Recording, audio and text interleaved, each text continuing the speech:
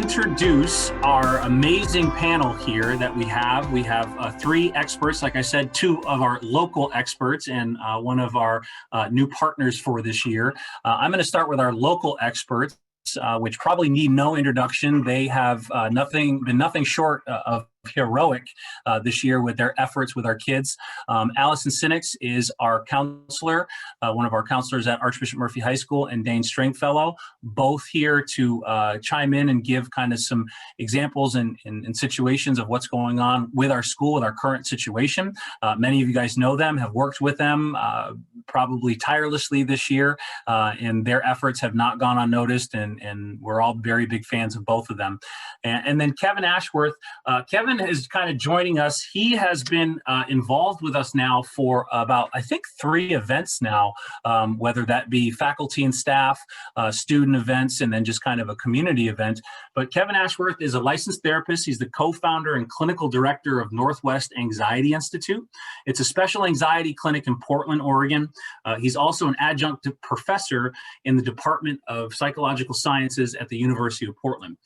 He's worked in the past decade with children, teens, adults, families who live with anxiety disorders, and specializes in the delivery of cognitive behavioral therapy. Kevin presents regularly on topics of anxiety, parenting, and cognitive behavioral therapy, and is very passionate about helping individuals overcome their fears and change their relationship with anxiety. Hence his expertise and him being so grateful to us to bring his expertise to this town hall. So Kevin, thank you very much. I'm thrilled to be here. Thanks so much. Hello, everyone. So we'll kind of jump right into the conversation here and start with, Kevin, I'll start with a question directed to you. When we look at kind of where we are in our personal school year, we are heading into finals time with a number of just things swirling around, whether that be the situation with the pandemic, maybe 9th grade entering into a new school year. Lots of different things are on top of, just an overall arching kind of theme here of a new time and new transitions and new challenges. What would you say to parents that are trying to build some support for their students as we head into finals? Yeah, thanks, Jordan. Well, when it comes to support, it's important to think of one word really as being proactive. Support is something that we have to kind of plan for, because anxiety and stress is actually rather predictable. Finals usually happen at the same time, most years. And despite that, many students that struggle with finals or examinations often have the same level of intensity or anxiety when it comes to managing finals. What most of us want to do with our anxieties is avoid them and not think about them. And this is no different. And so the best way that parents can be supportive, I think, is starting to have conversations now about all of the things that you have noticed in your child's academic tenure that are hard. And so if the first days of school are hard, they're probably hard every year. If examinations are tough, they're probably hard most years. Of course, this is a different year. There's a lot of nuance to this year that is unique, but the unpredictability of COVID and the pandemic in 2020 has become rather predictable. And so we've got to kind of figure out, how do we build our experiences of tolerating the unknown? And what that looks like for kids is just starting the conversation to say, we know that this is tough. Hey, I've noticed in years this is hard. I've noticed you're having a harder time paying attention, or you're just revved up for finals. Let's start talking about a plan. So I would say the first step, Jordan, is being proactive and having conversations that might be distressing in the moment, but they're needed.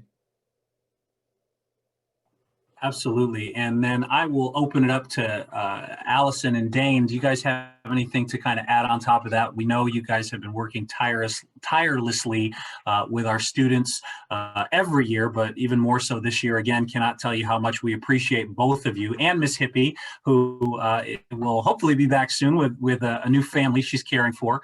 But anything that you guys would like to add that you guys can stress and send home with good messages? Yeah, I think the great place to start is the conversation.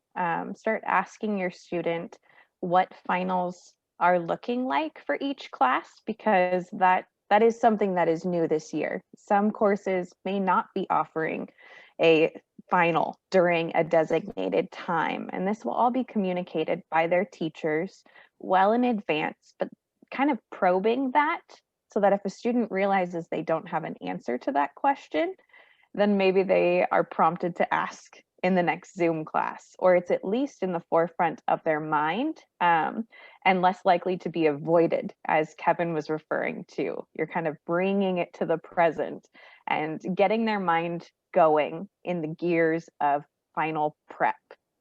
So just starting to ask, hey, what does your first period final look like? Are you going to have a final? Is it a project? Is it an essay?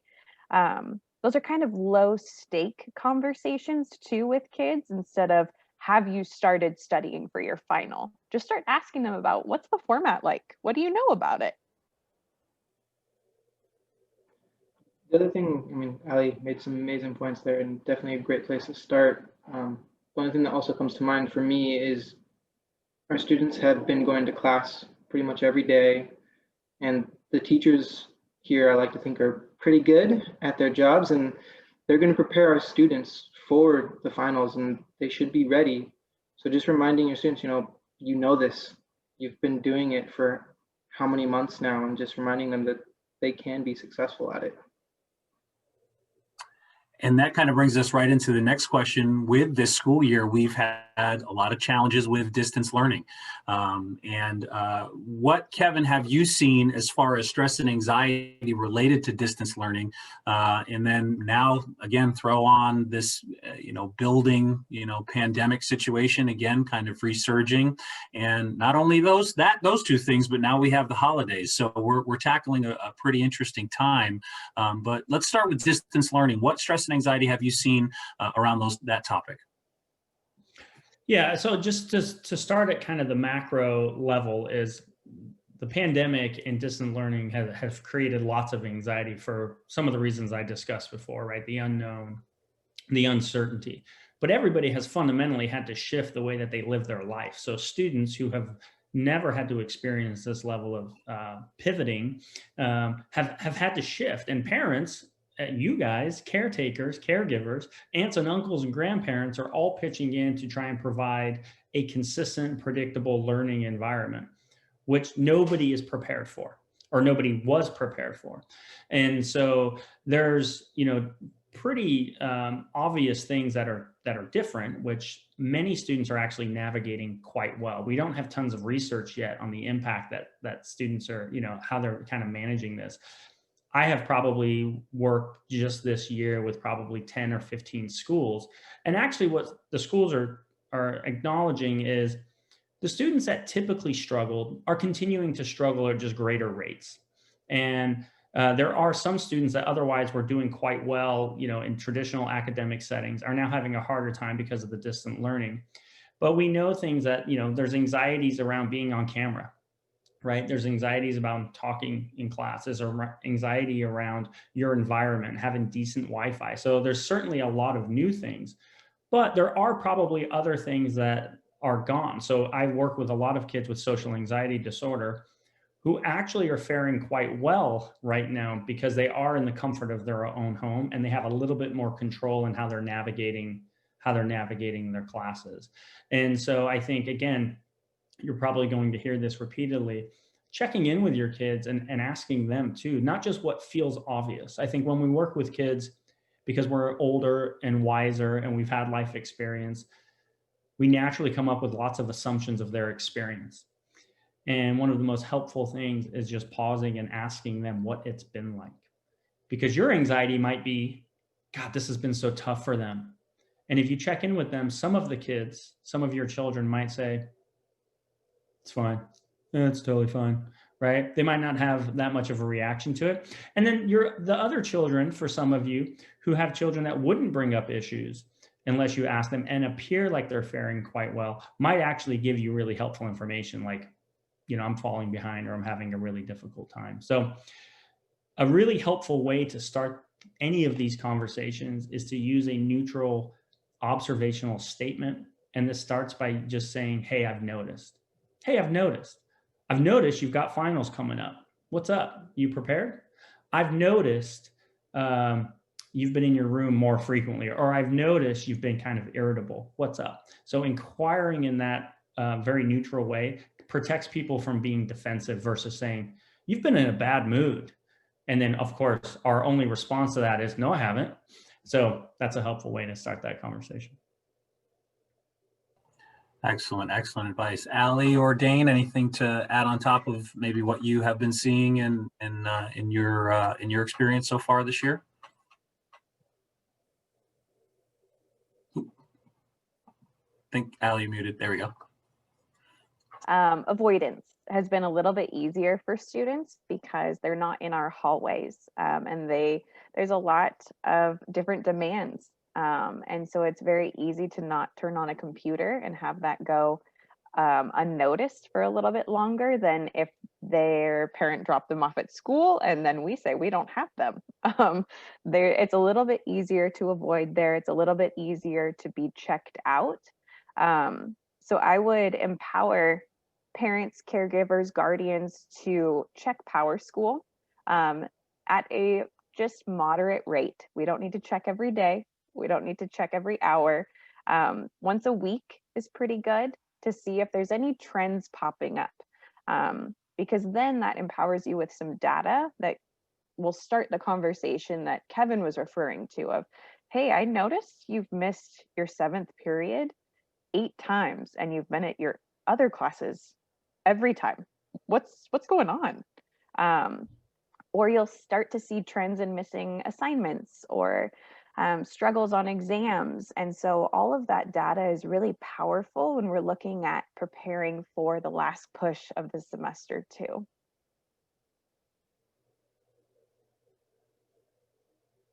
I guess other than that, you know, the teachers and then Mrs. Sinnix and myself, we're here to support you as well. So if you feel like you need a little bit of extra help or a little bit more of a check-in, you can always reach out to one of us or even directly to the teachers as well.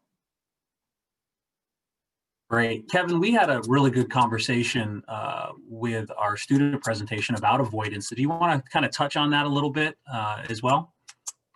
Sure. Yeah.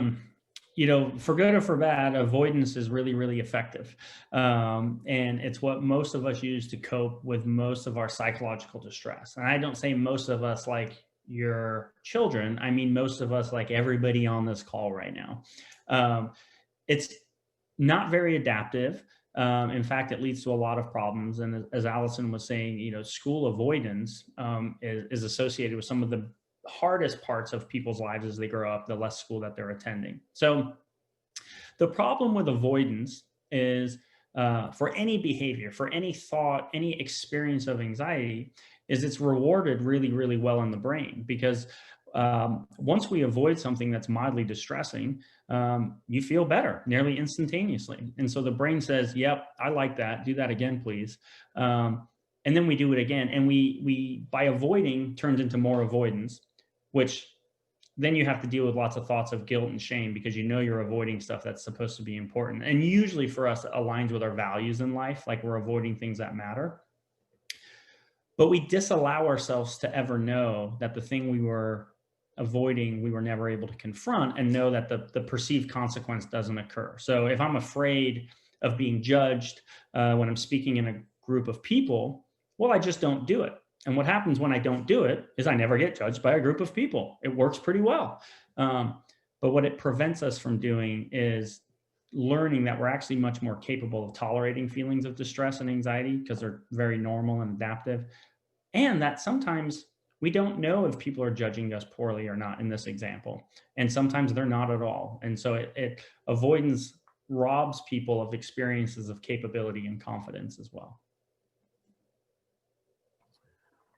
Awesome. I got a couple questions in the chat. I'm going to keep emphasizing people type those in there so we kind of keep going on our scripted questions here, and then we'll get to some open-ended questions from you guys here at the end. That kind of takes us to, everybody that's on the call. I do see quite a few parents that we know and that are from our community, and that's awesome. So kudos to you guys for not only joining us on a Tuesday that you could be anywhere else in the world for, but you're here obviously trying to support your kiddos. And how can we do that? How can we empower parents to support struggling students, mild or any kind of struggle that they may be having right now? Any ideas, thoughts, or kind of tips for them as they head into finals time, but also head into these holidays and continuing to deal with this pandemic here?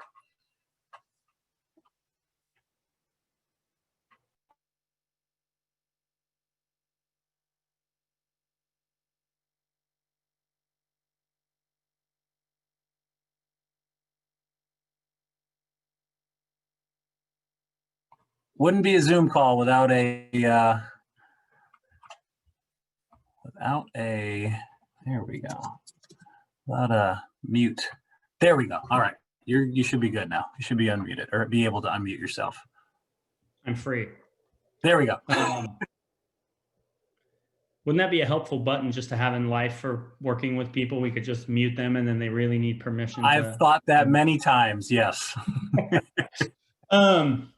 So what's a way that people can be supportive? So this is really important, and I'm going to emphasize two different things. There is a difference between stress and anxiety. We know that when parents engage in what we're going to call supportive behaviors for anxious kids, it typically leads to more anxiety type behaviors, and in fact leads to less tolerance for kids managing their own distress.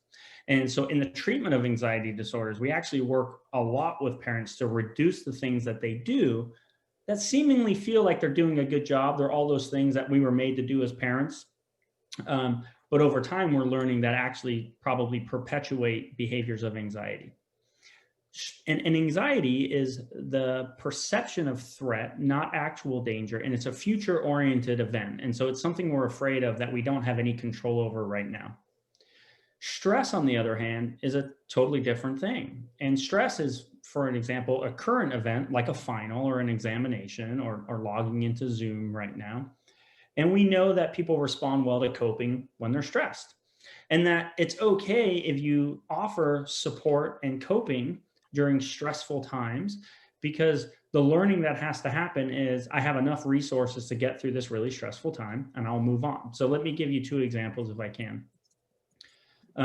There are kids right now that are currently stressed because of finals, and those kids can be supported by, perhaps they don't have to do that chore tonight because they're studying, or you make them their favorite meal, or you all plan out the Netflix special that they can just sit down and chill because they've been working really hard to prepare and study. So you're adding things or taking things away to help them relax. They're going on walks, they're engaging in exercise, they're doing fun things, or you're giving them something to look forward to. That's a typical kiddo without tons of anxiety that is stressed because of the test, as they should be. Stress is adaptive. That stress is also going to help them prepare. It's going to help them have forethought and think about the things that are coming up and really care about their productivity in the class or how well they do. Anxiety, on the other hand, are your kids that they're anxious anyway. And they're not only anxious about this exam, but they are anxious that this exam might impact their GPA, and that their GPA might impact their college, and that their college might impact their career, and that their career might impact their ability to be successful and a happy individual in life. And what they don't actually want from you right now is to soothe and smooth their current angst. They want confirmation that they're going to be successful in life. And it's nothing that you can offer them. And so you've probably noticed yourself working really hard to try and put out a lot of angsty fires with no help. So there's two different ways. And so if you've got kind of the typical kid that is stressed because of exams, I think that's totally healthy and adaptive. And maybe you can cut them some slack and check in with them and see how they're doing and make sure they have a plan. The anxious kids deserve all that stuff too, but it will be helpful to reflect on what is really about getting my kiddo through this exam this week, and are they really anxious about their future self? And this really has nothing to do with the history exam that's happening on Thursday. Awesome. Excellent. As we continue on here, and I'd actually like to flip it and start maybe with Allie and Dane. You guys have done such a great job encouraging our students through this distance learning and transition to hybrid and all these different versions of school we've been going through. How have you encouraged and motivated students during this time of stress? And then Kevin, feel free to jump in there at the end. But Allie and Dane, what's some of the magic you guys have been able to incorporate in every day? Oh, I could go for some magic, but I think it's really trying to make ourselves visible for the first count, letting kids know who we are and what a school counselor does. We are more than schedule changes and college preparation. We are here for the social emotional support. So allowing our students from the very first day of school to understand what a school counselor does and what their role in a schoolhouse is. From there, we have reached out to all of the students on our caseloads, and we've also jumped into Zoom classrooms, especially now with the reduction of the instruction time. We've really utilized that extra half an hour to connect with students. If they're released from a Zoom class to do independent working, or to get off screen, we do try and meet with them, even though it's on screen most of the time, just to do those check-ins, those temperature checks. We've noticed that there's been a dip in your attendance. What's going on? Or I noticed that you didn't do so hot on that last test. How are you feeling? So we've really tried to utilize that extra half an hour of every class period. We have tried to provide our Zoom room links in every wellness community period that's occurred, so that students, when they're receiving social emotional conversations and information, they have a direct click of a button to their counselor.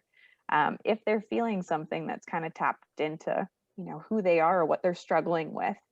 So I would say that those are probably the tier 1 and tier 2. So all of our students and kind of the students who may just need a little extra support here and there. With students who are really struggling, we're doing weekly check-ins. We have provided after-school academic support. We have connected them with outside resources and counseling support as well. So I would say those are probably kind of the 3 categories that we've worked with mostly over the last few months. Dane, anything you want to add there? I guess the only other thing I'd add is just the conversations we've been having with administration and with you, Jordan, as our wellness director. We're taking surveys of our population to see where the needs are of our students, faculty, and families too. So we're trying to get it from all angles as well. Yeah, absolutely. And the advocation there, being an advocate is a big one too. So Kevin, anything to kind of touch on there that when dealing with any students that have been struggling in any way, shape, or form related to this current chaos that you found to be very, very helpful? Yeah, I think just, as Dan and Allie said it's really providing a place to be heard. And that's what everybody can do, starting with, caregivers, parents, teachers. I remind people that people pay millions of dollars a year to pay someone to listen to them, right, and go to therapy. And many times that can be really met with a level of empathy at home, at school. Most of us don't actually want, including your children, don't actually want other people to come up with solutions for their problems. We like to complain about our problems all the time. And we're kind of frustrated when people offer solutions because we want to be empathized with, right? We want to be heard. And so when I come home and kind of complain about how tired I am and talk about all the patients I've seen, my wife will say something crazy like, why don't you reduce the amount of patients you see? And I think, well, that would solve the problem and I would have nothing to come home and kind of complain about, right?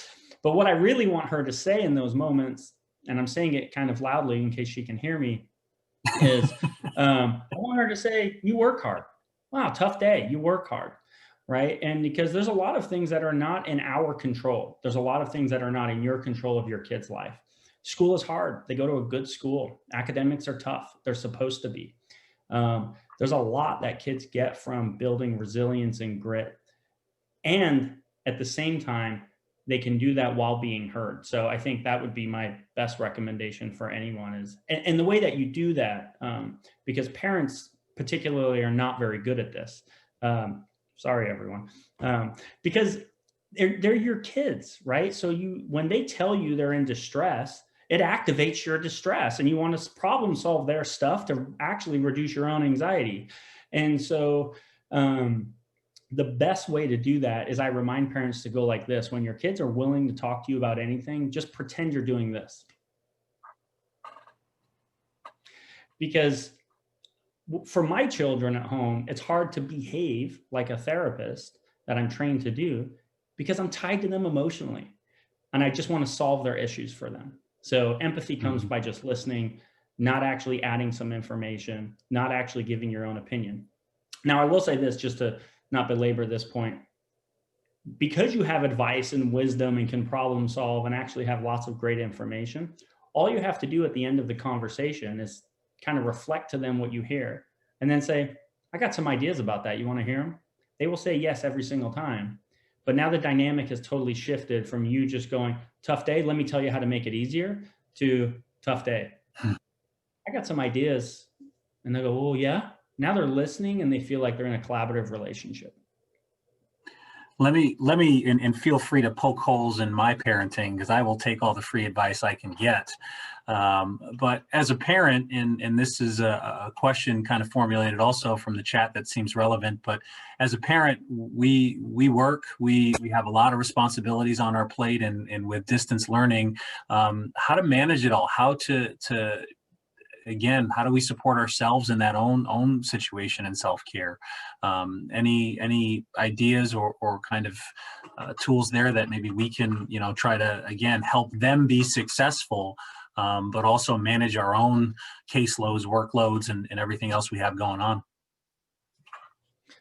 Yeah, it's not an easy one to answer, but it's some of the basics, right? Like we have to model self-care for our kids to learn that that's of value. And most of us have given up a lot, right? We don't realize the things that we put in place that help us mentally and emotionally. So for me, for example, I'm at home right now, which means when I finish tonight, I turn and exit this room and my family's there needing things. Lovely family. Well, one of my kids is lovely. But what I didn't realize that I was so helpful for me mentally was the commute. The commute that I complained about was actually my time to process, check in with friends, call people on the way home, and that's gone. So I have to figure out, how do I add that to my day? So what I did is, because that was so helpful, is I wake up and then I go for a pretty long walk, not all the time, but when I can, to listen to the audiobook, call the friends, or do whatever to try and mimic that. So that's just one thing that works for me. And so I say that as an example of, is your kid struggling and you would like them to be in therapy and they don't think it's a very good idea? Have you ever modeled that therapy is a very good idea, other than telling them that therapy is a very good idea? So we have to model we have to model boundaries. We have to model distress tolerance. We have to model validation. We have to model empathy, because they're looking to us for how to do this, which is a ridiculous responsibility. And if you actually spend time thinking about it, it's terrifying. But they're looking to us. So I would really encourage you to spend time asking yourself, how's my sleep? Am I attending to that? Am I attending to, do I get up and move throughout the day? Am I attending to organizing my life in a way that feels good? Because when you are, without even telling your kids, they're going to notice.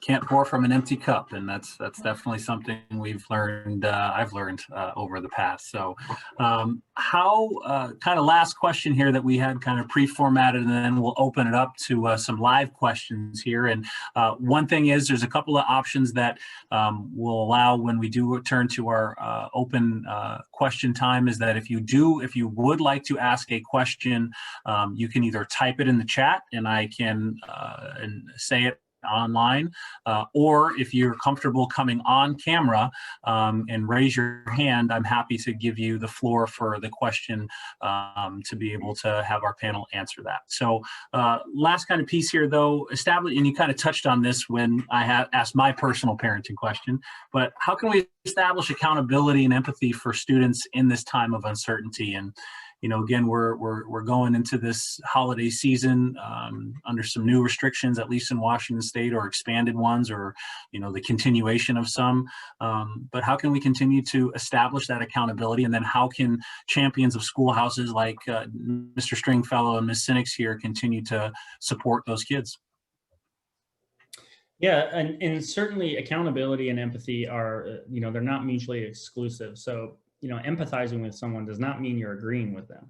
And so you can certainly have all the same expectations that you would have in your life for your children, for your family. And those are usually different per household, and empathize completely. And so being empathic and validating is not a free rein on kind of do whatever you want because we're worried about you because of COVID and life's hard. In fact, the more structure and predictability you offer your kids, the better they will likely function. But that can't be without the experience of empathy. So parents typically fall into two roles. One of the protector. I don't want my kid to ever feel distress. So the whiff of psychological distress, boom, they're in there, right? Whatever it takes. That's obviously at the extreme. The other parent is the one that wants to make sure their kid is super uber capable and they can do everything themselves.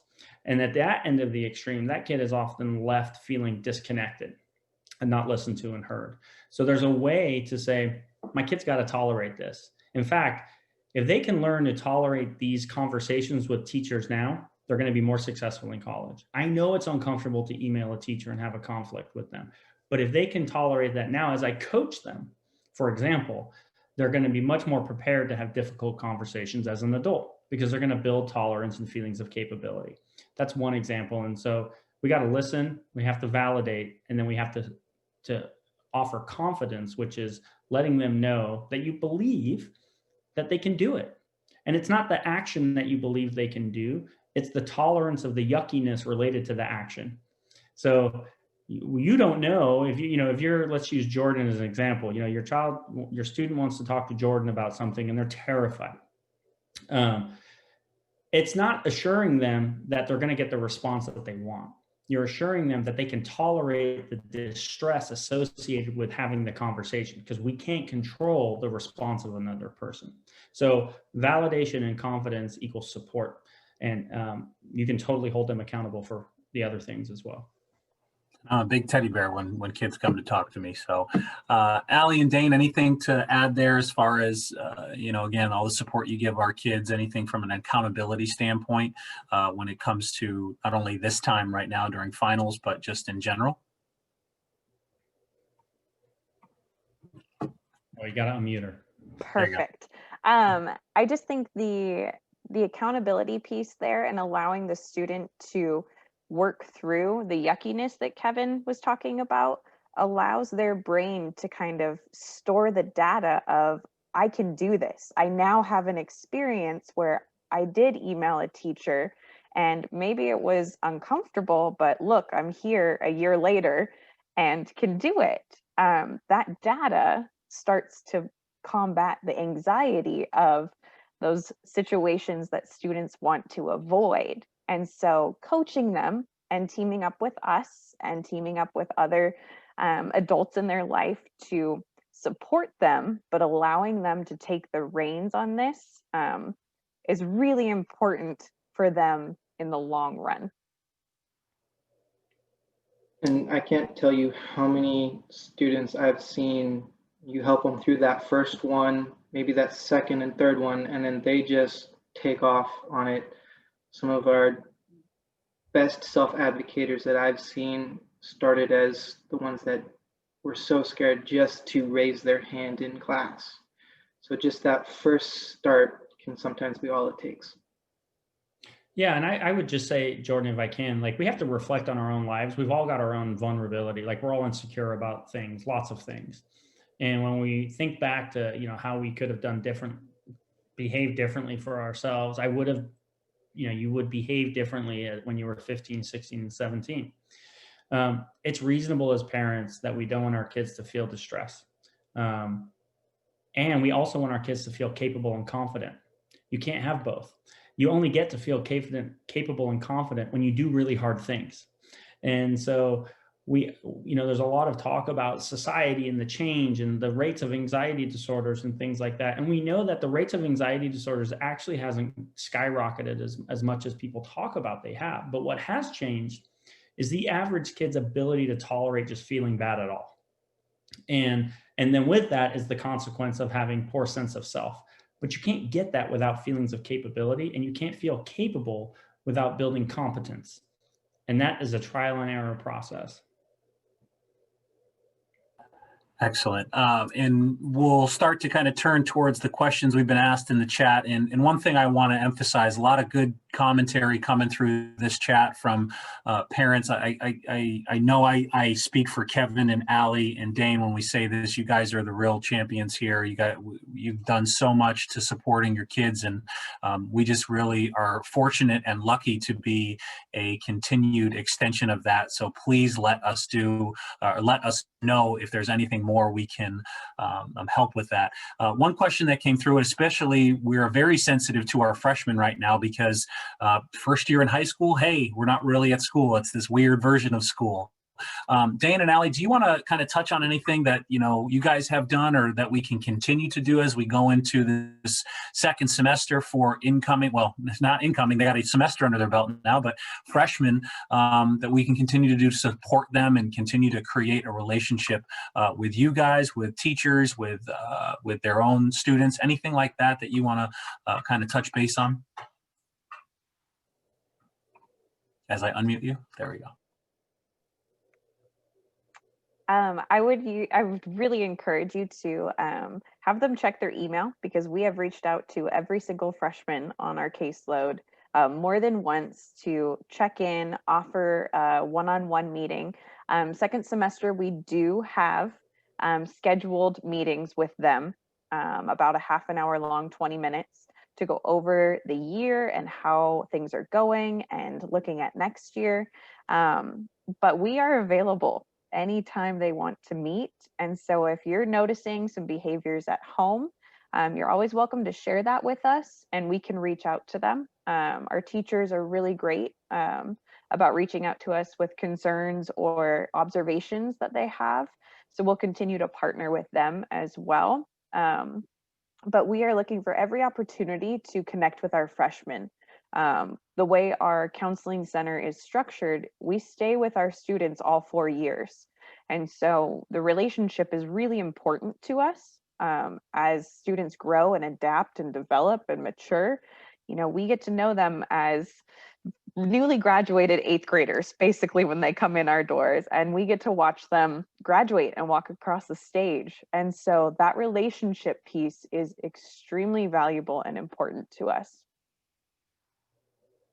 Very much so. And, freshman year is a challenge in and of itself. It's testing the waters, expanding, your own horizons and things like that, stepping outside of your comfort zones. And the more we can support the freshmen as they begin to do that, the more it'll feel like freshman year for them. And maybe that looks like reaching out to a counselor or a teacher, or maybe it's joining a club that's meeting during these times and taking the time to actively participate in some of the things going on, whether it's the ASB Instagram feed that they have. They always have different events going on and things like that.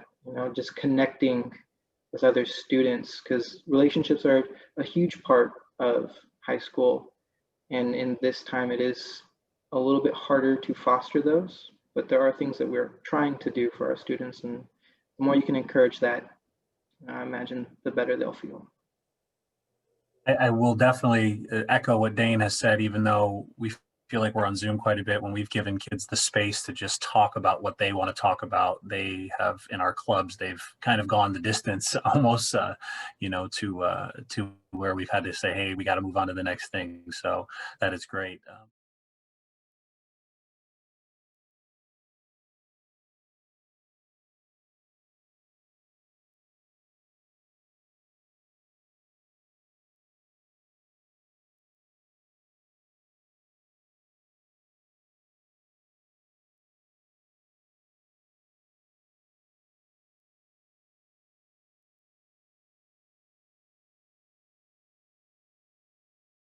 Any other I got a question. Great, right here. How do we offer support when they say they don't care? I think referring to a student, if they're avoid teachers or confrontation, how do I help build self-confidence? I think that's a great question. That's definitely something we have continued to preach, and a lot of, I know these two have worked tirelessly on building self-confidence, something we're looking at from a wellness piece as well. So really important there, but always take more advice there from a great expert like yourself, Kevin, on building confidence for our students. Yeah, it's a great question. And I'm sorry that, a lot of people are probably struggling with that issue when they're having conversations with their kids, right? They're getting, doesn't matter. I don't care. No, fine.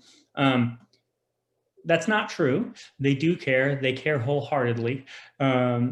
Kids want to be successful. They want good relationships with you. They want to do well academically, and they really want to do well socially. And kids that struggle in those areas just say they don't care because it protects us from a vulnerability point of view, right? So I think that's a really important piece, because and this may not be for the person that asked the question, I understand that, but for somebody else, this might land. If you see your kid as a kind of a disgruntled pain in the bum, then you're going to have a very different interaction with them, when you go to have a chat with them. If you see them as a vulnerable person, you don't have to confront them with I don't care, and you don't have to make them tell you they wish they were doing better in parts of their life. Just know that they want to. But you can't just turn a switch and have them chat with you. And so it's going to be consistent. You have to be consistent with checking in with them, with saying, hey, what's up? How was class today? How was school? Nah. Anything you want to talk about? No. Cool. Well, I'm going to be out here doing my thing. If you would ever like to chat, let me know. That's it. And you practice that consistently. And eventually one day they will say, school sucks. Huh? Sorry? Yeah, I hate it. And then you go into that empathy mode. You hate it. School sucks, right? I'm not agreeing with you that school sucks. I'm validating this is too hard. It's too hard for you. Yeah. Then people open up and talk. The most important thing, we know as therapists is the relationship. As educators, it's probably the same thing. And certainly for these guys, providing the counseling in the school, it's really no different in our interpersonal lives too. We have to trust that the people we're going to give information to are going to hold that information in a reasonable way. So if I tell you that I'm not doing well in class and you tell me to do better, what I learn is next time you ask me how I'm doing, I just say fine. And so it's a long road sometimes to really trying to access the help.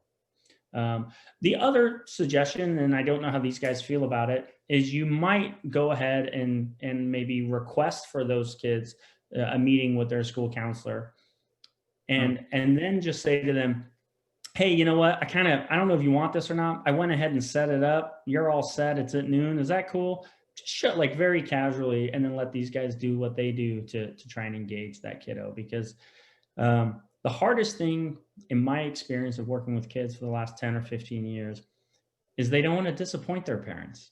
Doesn't matter what household they come from. So it's much easier to tell us that they're afraid of upsetting you than it is to tell you. And I know that doesn't make sense because we see people behave in lots of odd ways. Well, if they didn't want to upset me, they just start showing up to school. We also know that when we feel shame, we engage in more shaming behaviors. And so we see more avoidance, and we see more defiance, and we see more opposition. And those kids, they're all the same. They're just a little bit vulnerable. We would be happy to connect with a parent, guardian, grandparent, aunt, uncle who was concerned or just wanted another adult to check in on their kid. We invite those emails, those phone calls. We are happy to partner with you and your kiddo anytime on that. You have a window into their world that we don't get. And so that's really important for us. And now our bandwidth for observing students is so much smaller. It's to this little screen on our computer for most kids instead of the lunchroom, before school, after school, in the hallways, at community period, where we can pick up on some irregularities, some concerns, just changes in behavior. So we invite you to partner with us because we're leaning on you a lot more in this type of environment. Excellent. Dane, anything you'd like to add there? They said it great. Yeah. Got a great question here, especially about seniors, which, you know, we've, I think, all thought about our seniors during this time and what that might mean for them as far as we go into this final swan song, and want to make it special for them. But how do we support those seniors that are struggling with what comes next? A number of college seniors have reached, or alumni have reached out, and they're doing, you know, college online and at home. And it may seem right now for our current seniors something they want to disconnect from, but trying to track applications. Allie, can you kind of talk about the process that you guys still are doing with kind of college applications? And then, and Dane, anything to add to that? And then Kevin, I'd really love to have you kind of touch upon, you know, this trend. I think these are transitional students, right? These students that are getting ready to go into a new phase of their life, and maybe what you have seen in that aspect. So Allie, why don't you kind of chat a little bit about, you know, what we're doing for our seniors, what we still do for our seniors, and you guys got some extra help this year, so I know it's even better. And then Kevin, you can kind of butt in that with a great kind of chat there.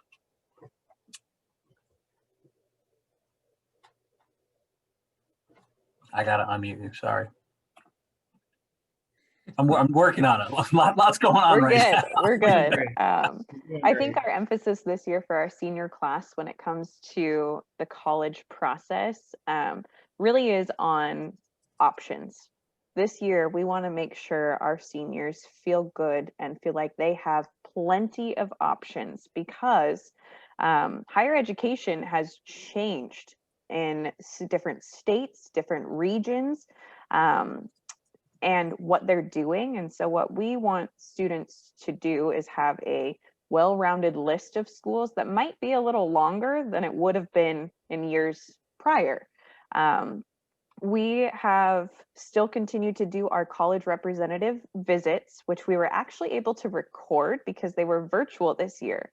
So we have a library on Moodle now of the visits with college admissions counselors from various schools. And so we've really pushed our seniors to go and watch those if they weren't able to attend, because we want them to look at schools maybe they weren't considering prior COVID, because everything has changed since last spring, and everything will change in the winter, and everything will change in the spring. And so we just want to make sure our seniors feel like they have a place to land, whatever shape and model that looks like.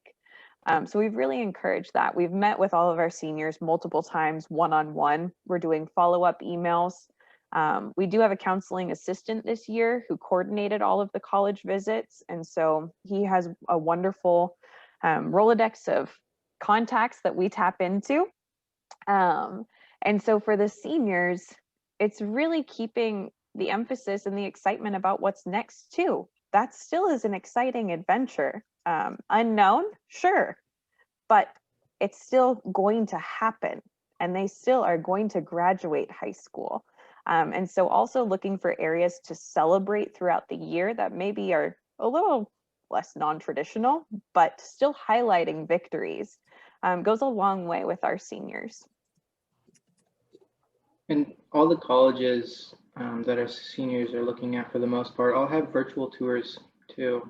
It's one thing I've definitely been emphasizing for some of my students is take the time, go take a virtual tour, go see what it will be like when things shift back, when they're off in the next part of their life. They're going to potentially be spending 4 years or 2 years moving on to the next place, and that can build some excitement.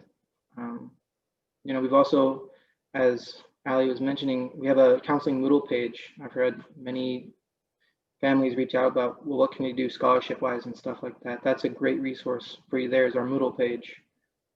We have a lot of other resources, general resources on there as well. So I'd say that's almost a one-stop shop. Check it out. Maybe start there, reach out to the counselor, and then, sorry, that's my light. Yeah, we can help facilitate anything as well. And Kevin, kind of to top that off, what have you seen with seniors in this kind of period that are getting ready to looking in the window and seeing their future out in front of them, or maybe they may just feel anxious about everything that's going on? Yeah, I've got a couple thoughts on it. You know, one experience of navigating COVID, it feels monumental to all of us. It feels monumental for seniors because that's a significant milestone. We've talked today that being a freshman is a significant milestone. It feels monumental, right? A lot of people started first jobs today. A lot of people, this was the last year before they retire. My point is, I think that everything should feel monumental because it all matters and it all counts to a certain degree. I have a 6-year-old that this is her, first grade year, right? A very different first grade year. And I don't necessarily have the same, because I'm not coming from an academic lens right now as far as what is best academically, but I think I have resolve in the resiliency of people. And people really go through hard times in their lives, and everybody has their own tragedy, their own story of awful things that have happened. And somehow you made it here. And if you're here, you seemingly have probably some pretty nice children that are attending school. And that we like to think that certain things matter a great deal until they don't at all. And so like freshman year of college. And so I think it is an opportunity for people to have to, it's not going to be fun and it's different. For some of the students, they've been waiting for this time for the last 4 years. And that's going to be really tough. And they're going to have to work through the grief of the future that they thought they were about to have. I think the end result will get there for those students. It's just the journey, not to sound totally cliche, is going to look a little bit different.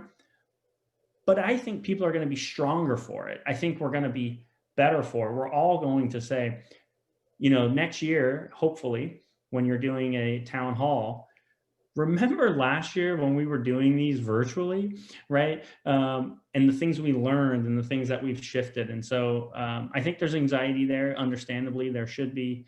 But I trust that people are going to be fine. Excellent. And just to be aware of time, I want to thank our expert panel tremendously for all of your input. There are some more questions and comments in the chat, and please, I really strongly request that everybody email me any further questions you may have. You probably can find Allie and Dane's information on our website very simply just by searching our counseling. I think counseling also has a great page, a web page on our website as well. I will make sure Kevin's information is available. We'll send out a follow-up. I'm going to kind of look through this recording and create a one sheet. I'm a big fan of tip sheets and kind of send that out to parents for you guys to review and have access to and to digest some of this more information. Final thoughts here from you three. I'll start with Allie. Anything you'd like to say in finishing up? I got to unmute you. I know. I'm just incredibly grateful for our community and to partner with parents and guardians, who are in attendance tonight and who will watch this later on. Please don't ever hesitate to reach out. We're here to love on your kids and support them. And high school is full of changes and transformations, and that's why we love it. That's why we're high school counselors. So just lean on us and reach out to us, and we're here to help. Dane, anything to add to that? Just echoing what Allie just said, and you're all superstars, and we can definitely get through this together. And Kevin, I'll give you the final word, my friend. Yeah, I will just say, it's a weird time, and life really is about building resilience, in my opinion, and our ability to navigate tough stuff. I think it equally is about being vulnerable as well. And I think you guys showing up tonight is modeling that for your kids, is modeling that you're interested in learning more, that you're spending some of your personal time to do that. And I will say too that this school is phenomenal in its efforts, I think, to connect with families and parents and to have access to counselors and wellness people like you have here. That's not the experience at lots of schools that I do kind of attend. And so it's been a really cool experience partnering with you guys over the last couple of months. Well, excellent. Well, again, thank you all for joining us. We really appreciate your time. And again, let us know if there's anything else we can do to help your students, your families. We are, again, going to continue with this theme of mental health through the rest of the year. We have a student event coming up in January that Kevin, again, will be a part of. And we're going to continue to try to pump out resources to support anything you guys need. So please make sure you reach out to us if you need help, and so we can continue to help you. Thank you all so much and have a great night.